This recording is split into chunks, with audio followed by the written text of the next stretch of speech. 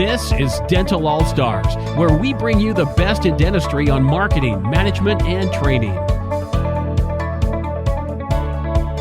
Welcome to Dental All Stars. We are talking about business building, and our guest is Marty Fort.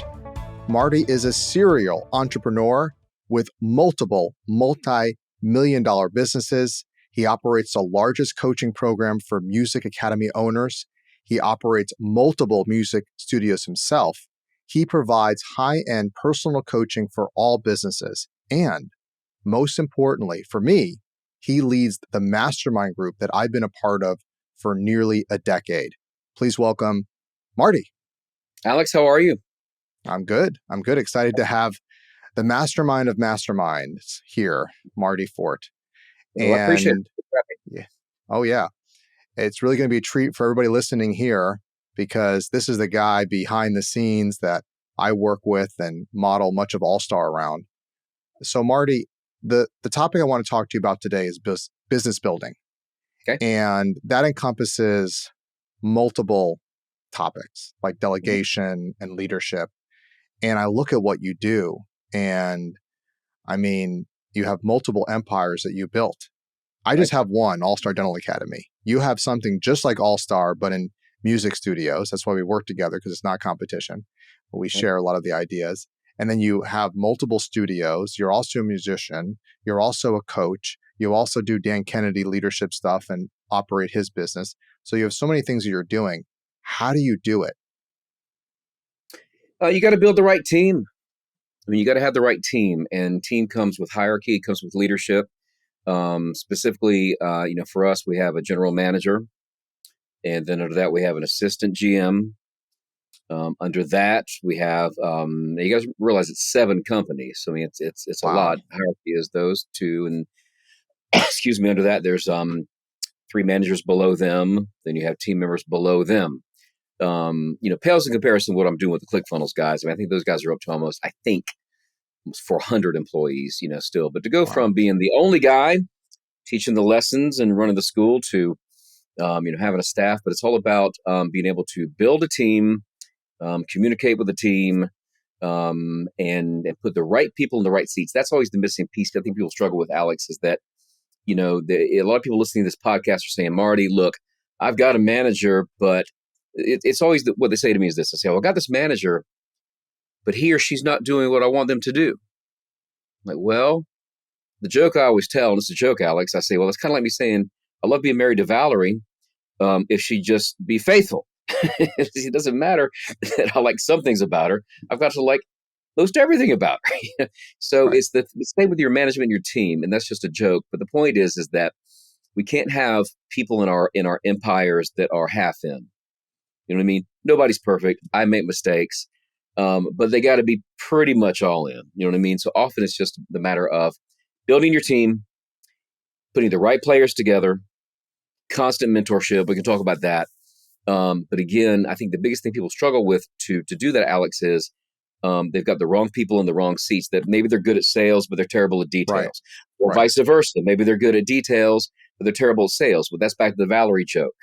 You know what I mean? I mean, I've got to meet as many of Valerie's needs as I can. For we've been together for 22 years, But also, what I think a lot of it comes out of, Alex, is as far as business building is fear. That entrepreneurs, we want the dopamine. We don't like to be slowed down. The last thing anybody listening to this podcast wants to do, which is why it's a great asset, which you and Heather do with your hiring services, because you do great work for a lot of people, is they don't want to hire. They don't want to be drug into that. They want someone to just handle it for them. Right. But proper hiring, constant mentorship, communication, training, all that. I just told you, we do we don't do anything near what you do. We're not competitors. But I do training for like schools, not dentists.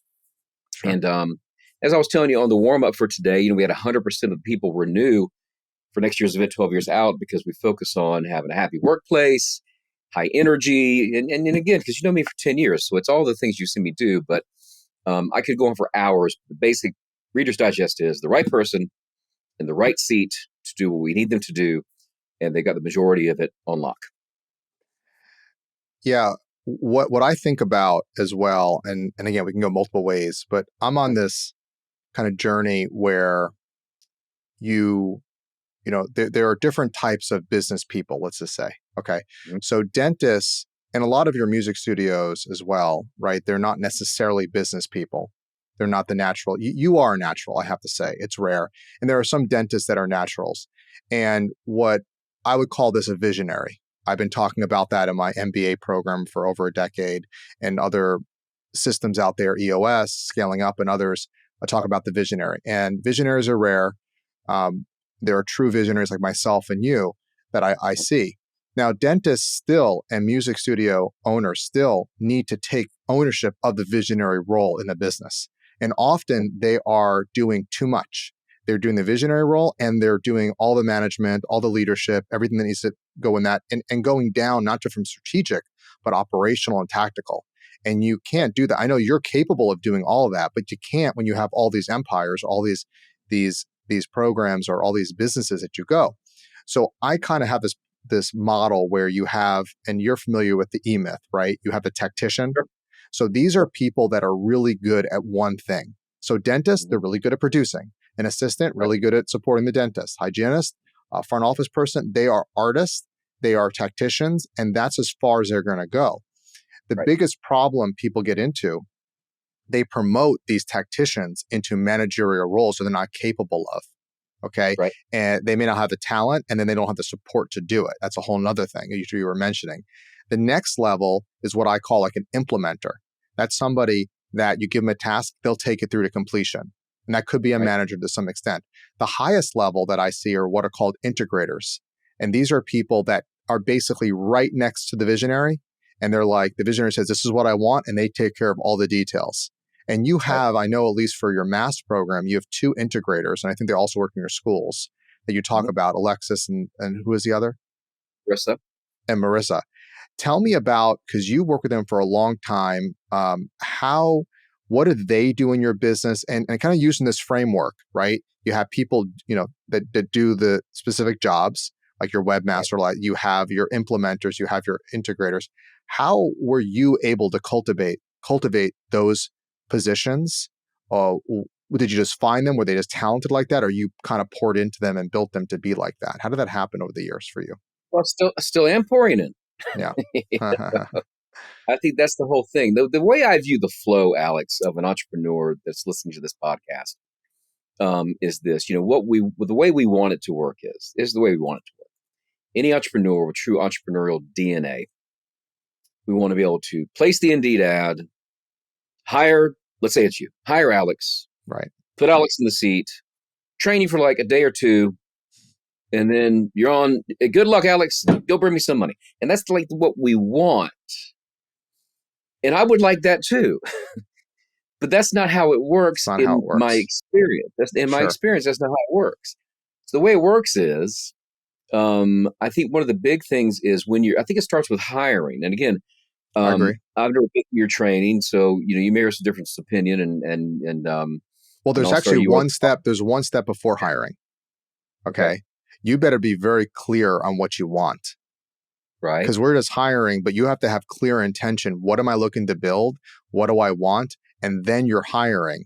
And that's even before the job posting or description. You have to know in your mind what you're looking to attract. So then you're right. Then you go hire them. And you're right in the sense that, and that's a big fallacy from a lot of entrepreneurs. If I just hire this position or this description, they're going to make everything okay. It doesn't work that way. No. So go through the hiring, get them in. But the thing I always look for is when I'm looking at resumes. Let's say I'm looking at yours, not now, but a fictitious resume. Mm-hmm.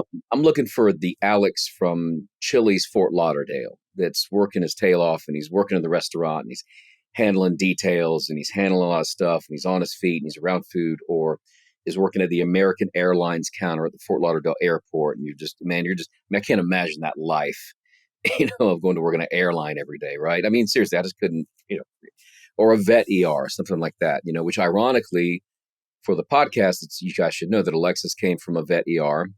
Alexis is one of your integrators. Yeah. One of your managers. Yeah. And Marissa the other, and she came from a country club and Boy Scout camps. And I wouldn't want to work in either one of them. So totally fields that have nothing to do with what you're doing. essentially. No, yeah, correct. But the difference is, one, I think we have to ask ourselves as employers, are we a step up for people? Are we a sidestep? Are we a step down? Mm, And we always, in my opinion, want to be the step up. good Are point. we taking them to a better place? Are we taking them to a better life? It's not just about pay, lifestyle, hours. Can they bring their kids around? Can they bring their pets around? Is it getting them out of the kitchen? Is it taking them? So if you can find somebody to step up, then get them in. And again, the next steps would be for success. The initial onboarding and training. But again, even high level thinkers think, well, Marty, man, I trained him for 90 days and I don't know what happened. I'm like, well, that's because we're not done. I mean, I'm a big NFL guy. I mean, even Tom Brady is no longer playing, but the top athletes always go to practice and have 20 coaches per team for every conceivable position. And they tape everything and they review tape and they practice and practice. And you would think they know how to throw and run by now. But it's that constant reinforcement. If I can give your listeners a couple things, constant reinforcement of a regimen and clarity, but realizing that training is forever. Why do you and I mastermind? You would think by now we're successful, we've got business down, but there's always more to do. That's And right. often, as you know, when we come to mastermind together, it's more of just that one thing we need to be reminded of, one thing we used to do that we stopped doing, one thing we've been meaning to get around to. And all of that adds up to a lot of money and a lot of success. And it's the same with our people that I talk to my managers each day briefly. Most successful people do. This is not a long talk, but it's brief. So again, I can go on for a long time, but it's constant mentorship. Are we a step up? And as you said, clarity, not only who I want, but I would add to that, Alex, what I want from them. And one of my favorite sayings is the whole, like the sharing of brain. Can they share my brain? Right. Can they complete my sentences? Yeah. It's interesting how what you do in Music Academy, what we do at All Star, what you do in operating your own business, as well as what what we're both teaching our constituencies. I said that correctly. Our peoples, right? The dentists and the musicians who run the studios, and it's that congruency that Yep. you got to always be training, and it's being and like you said, you made a great point. Even if we know it, we got to be reminded of it. And we have to be, so that's just a baseline. Then it's the mentorship, it's the coaching. And it's so cool how your business, Mass and All Star, even before we started working together, were so similar. And now that we work together for nearly a decade, they're even more similar.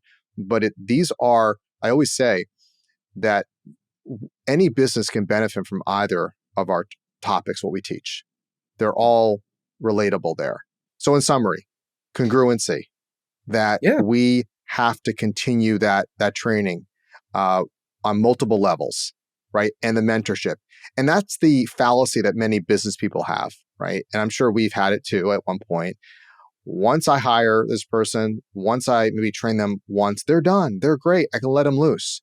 It doesn't work that way. You have to constantly be coaching them. And I love how you use sports analogies. It's the same thing.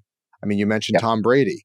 I mean, you think at this point, yes, he's retired, but when he was playing, you think he knew more than any other coach in the NFL. Yet he has a quarterback coach and the other coach, and it's that reinforcement you're not seeing when you're a player. You're not seeing things that a coach might see or somebody else might see, and that's why coaching. That's why the training is so important. Again, it's that yes, we do coaching for our members, but we're also being coached. We we provide them with Mastermind, but we're in Mastermind. So we have Right. to basically do what we're preaching. So, I love the congruency with respect to that, Marty. Makes a lot of sense. Absolutely. Absolutely.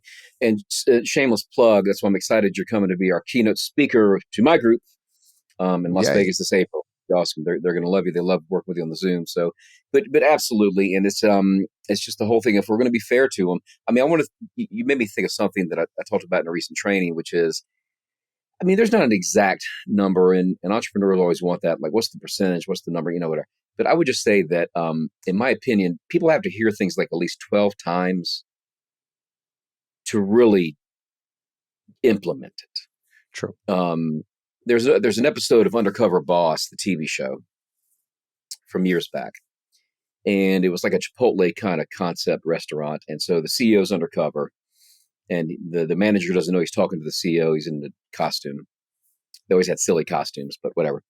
And the manager literally said to the guy, Alex, he said, "All right, I'm going to show you how to do this burrito once and never again. So don't ask me."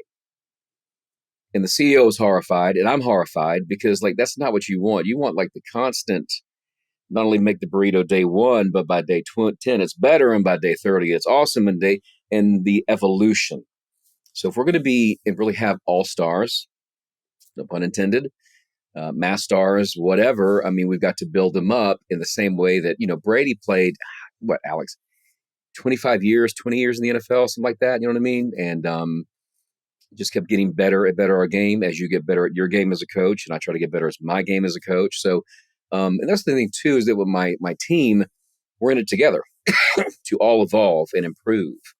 But it goes against the grain of what we want. As I said earlier, what we want is easy hire, easy solutions. They can go back to fixing teeth, and we can go back to playing music. But that's not how it works. They need constant reinforcement. Dan Kennedy always tells a story of a restaurant in Cleveland where every night before dinner service, Alex, they do a 90-minute training with the team to go over the menu, to go over changes, to go over whatever. 90 minutes every day before the first customer walks in. So love that. What I teach our dentists are the 5 steps to an all-star practice. And I'm going to teach your students the 5 steps to an all-star business. Yep. Same thing. Yep. What is your model, Marty? Because I'm curious for Mass and what you teach your music studios. What is the model for a successful business in general? So what are the elements? We're talking about business building. What's the model in your mind? I think math is number one. I mean, the math's got to be there. The math, and I will also say that in my experience, and I got a new book coming out, which is finally coming out. I've been working on it forever. I'm very slow in that process. I'm not like you and our friend Ken and others that can like get up books quickly. It's slow for me. But I think number one is that if you, I'm sure you've seen this, Alex, but most entrepreneurs, to me, we're always just want to create, go, dopamine, flying. And we really hate numbers. We don't like numbers. We're kind of allergic to numbers. And I know that from coaching for a long time, because I'll say to someone, "Hey, on your tax return last year, what did you do?" "I don't know." "Well, okay. What were the gross sales for the month?" "I don't know." I mean, it's like, so know it's the your whole numbers. thing of for successful business, you got to know your numbers. Number two would be, everybody goes to the E-Myth thing, but I'm going to take it in a different direction. I truly believe, Alex, that service is more important than systems. Service is more important than systems. Tell me. Well, I mean, if you go to any business, I mean, you could care less about what POS they're using, what software they're using, what training they're using, but how do they make you feel? How did you feel when you went to the dentist practice? How did you feel when you encountered the staff? How did you feel when you went to the music lesson? So how did you feel when you went to the restaurant? When you guys as a family go out and do stuff, how do they make you feel? So I'm a big believer in energy, and that service is more important than systems. Because my other challenge with systems, Alex, is systems come and go. And I was talking about the training I just did, which I've done going on 10 years for that particular product.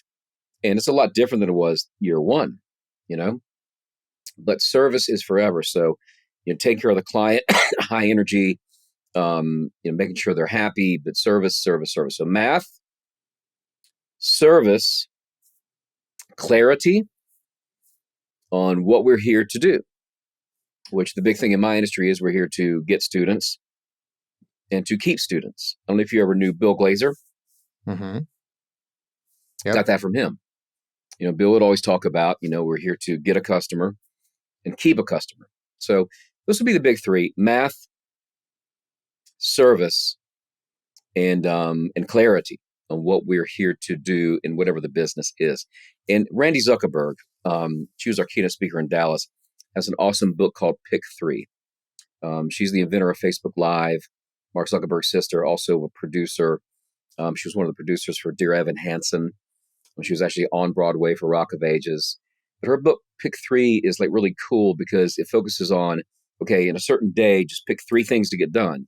And I think that's so applicable to this podcast and our coaching, Alex. If we can get them to improve their math, improve their service, and improve their clarity, the business will improve. Makes a lot of sense. Yeah, it's interesting listening to how you lay out those 3, definitely visionary in terms of how you view things.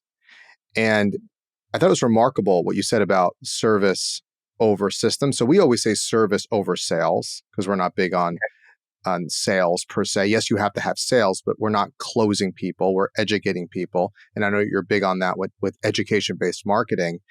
But interesting, service over systems. And I think that's very astute, the way you brought that up.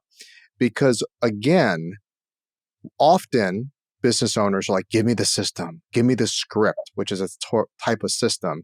And if I have the system, it will make everything okay. Yeah, but if you don't know your numbers, if you don't have clarity and you don't have service, systems are just as useful as your toilet paper. Well, toilet paper is more useful than your systems. If you don't use your systems, if you don't have heart with your systems, they mean nothing. That's why scripts don't work, because there's no heart in it. So that was remarkable what you said, because yes, systems are important, yes, but without heart, without service. So I would rather take, I think we both agree, if I had 2 to choose from, I'd rather have the service-based person that has no systems than the system-based person that has no heart in what they're doing. Now, ideally, you can systematize, you can add systems in your process. But I do agree, Marty. You got me there. I do agree. Service is very important. I mean, you're a dad. I'm a dad. I mean, we're trusting people with our kids, and it's like we want to have that connection. Mm-hmm. So if I had to throw a 4th. Oh, we get the bonus, the 4th. The 4th in. And I talked about that in my recent training, so it's fresh in my mind. It is so math, the service, the clarity, but the connection. And Russell Brunson talks about this. He did a podcast and talked about me on there, so I can't claim total, but he made sense to me on this, that he was talking about Logan Paul. And I don't really know Logan Paul. He's on YouTube. But Russell was talking about how, and I agree that because it came full circle for me when he phrased it this way, that people connect with people, not with brands. So connection, if you can make connections with your customers. Of course, what's the problem? The big challenge we fight now, Alex, is this. Everybody's into Netflix, tablets, devices. And when you go to a doctor's office, music school, bank branch, they're all staring at the screens. They're not looking people in the eye. True. They're not smiling. They sure are not shaking hands or fist pumping. And we have explicit sales choreography at our businesses to physically get up and engage the customer and engage the parent and make a connection. So the 4th I would bring to the table today, no matter what business you're in, is the power of connection with everyone that works in the company to make connection with your customers, because that's what's going to bring them back. That's when it's going to get them to refer. They don't connect to systems. They don't connect to software. They connect to people. Makes sense. And it's gotten really challenging, especially, with people going more online and being introverted and not going out as much. There was a recent report that came out that said it was actually interviews from millennials, that millennials have given up on dating because they think it's hard. So human interaction is definitely going through some challenges, and that's a statistical fact. But in my companies, per year have me on today, we're going the opposite direction. We want to focus on connection with the Nottinghams and whatever we can do to gain your trust, connect with you. And that's a vital number 4. And we'll have to do another podcast on this. I know I have a podcast on another subject, but we should do one just on events one of these days, because I think and you've been pushing me, of course, for that as well. Alex, you got to do it. You got to do it. This is what every business that's successful does this, and this is why. And I saw, and of course, working for Tony Robbins, I should know that, But I saw what you're talking about is if you have your systems, you have your certain things in place, right? The service element, that comes from your vision, that comes from your clarity that you talk about. But events is a way to now bring those people more into your cause. It's that drinking the Kool-Aid. You don't just, and I think we can kind of conclude on this subject here, Marty, you don't, to compete well and to have a business you're proud of that's successful and you enjoy, you want everybody to want to be there, not just get a paycheck. And there are models that we teach at All-Star, and it's taught as MASS because we work together on these as well. And that's the music, what is it? Music Academy of Success. Okay. And that's the best training in the world for music studios, not even close. And it's just a fact. And with events, now you add that component where you're with other people that want to be there. It's like we talk about our kids. They don't listen to us, but if they're around others like them and they see that this is part of their life, and there is something too about the newer generation, they want to be part of something.